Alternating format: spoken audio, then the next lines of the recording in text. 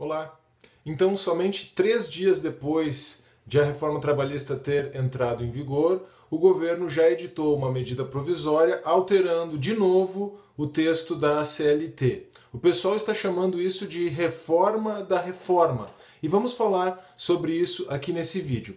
Eu estou falando da medida provisória 808, de 14 de novembro de 2017, e eu vou deixar o link para o texto dessa medida provisória aqui na descrição. E é interessante nós sabermos o porquê dessa medida provisória.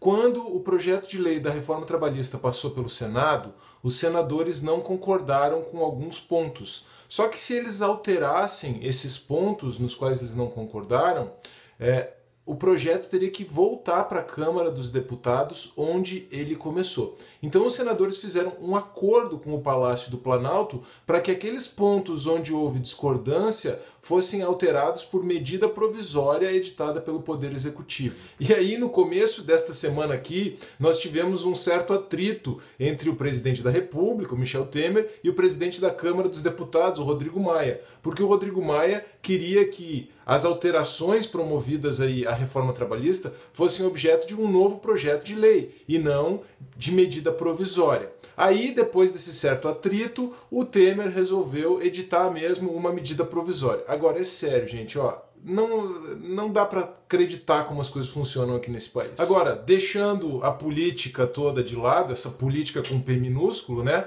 Afinal de contas, o Bismarck já nos ensinou que o povo não devia saber como são feitas as salsichas e as leis. Deixando essa política toda de lado aí, vamos nos concentrar sobre o texto da medida provisória então. Na verdade, eu não tratei sobre todos os assuntos da reforma trabalhista aqui no canal. Eu pincei aqueles que eu considerei mais relevantes e é claro que fazendo isso eu deixei pontos importantes de fora.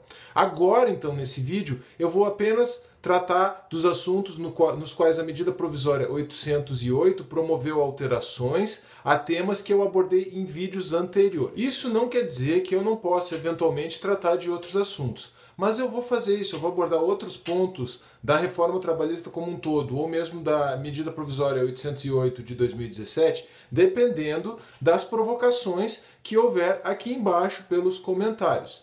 Então, isso vai depender, na verdade, das suas sugestões, das suas perguntas, das suas dúvidas e, eventualmente, eu posso apenas responder a sua dúvida aqui pelos comentários, se não for o caso de gravar um novo vídeo. Então, não deixe de participar aqui nesse vídeo, aqui nos comentários, dando a sua contribuição, dando a sua sugestão, fazendo a sua pergunta. Tá bom? A primeira alteração diz respeito à jornada 12/36, prevista no artigo 59A da CLT. Na verdade, voltou tudo a ser como era antes. Antes, a jurisprudência exigia negociação coletiva para a jornada 12/36. A reforma trabalhista quis permitir que isso fosse feito apenas por contrato individual escrito e a medida provisória alterou o texto do artigo 59A, exigindo autorização em negociação coletiva. Ou seja, volta tudo a ser como era antes.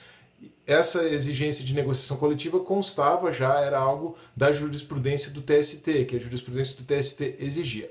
Parece que tem apenas uma exceção, em razão de um dos parágrafos do artigo 59A, aí, com a redação da medida provisória, que é a área da saúde. Então, na área da saúde, parece que vai ser possível que a jornada 12/36 seja estabelecida por contrato individual escrito. Agora, um dos pontos mais polêmicos e que também foi objeto de muitas alterações pela medida provisória, pela reforma da reforma, foi o contrato intermitente. A primeira alteração, talvez a mais interessante, foi o estabelecimento de um prazo de quarentena.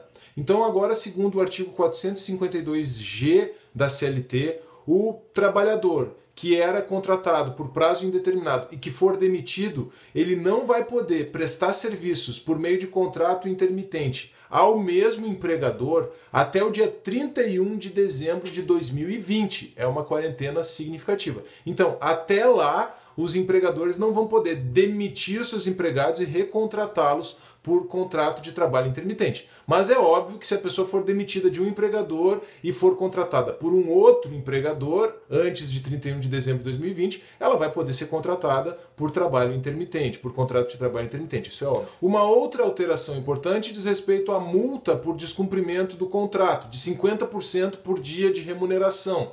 Esse foi um assunto também bastante polêmico e a reforma da reforma acabou com a previsão na lei. Então agora a CLT não trata mais disso, mas diz que isso é um assunto a ser disciplinado no contrato de trabalho intermitente pelos próprios sujeitos. Então, o que vai acontecer em caso de descumprimento é um assunto que o empregador e o empregado têm que fazer um acordo a respeito disso, tem que disciplinar por autonomia da vontade. Ainda quanto a assuntos que nós estudamos no vídeo anterior, foram feitas duas alterações interessantes. O prazo para que o empregado responda ao chamado para o serviço deixou de ser de um dia útil e passou a ser de 24 horas. Então agora é contado em horas e não mais em dias úteis. E a outra situação é que antes estava previsto que o pagamento seria feito após a prestação do serviço. E agora o pagamento deve ser feito em prazo ajustado pelos sujeitos, em prazo ajustado também no contrato de trabalho. Só que esse prazo, obviamente, não pode ser superior a um mês. Algumas outras alterações importantes, embora eu também não vá esgotar a disciplina do contrato intermitente aqui neste vídeo.